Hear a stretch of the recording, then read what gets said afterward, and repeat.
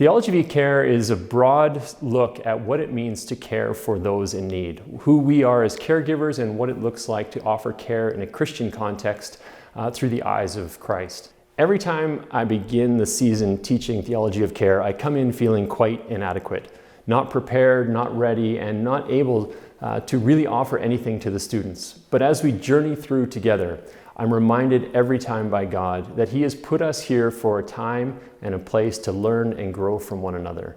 And so no matter where you are, whatever your experience, education, or background, Theology of Care is an invitation to participate in the ongoing work of God. It's a transformation from those who are not well to helping people find a place of wellness. You and I are to participate in that, and that is what Theology of Care is all about. Some of its lighter senses, but the formal training is not needed on that side. My hope is that every student who encounters and participates in Theology of Care would see themselves as a member of the body of Christ participating in God's redemptive story to renew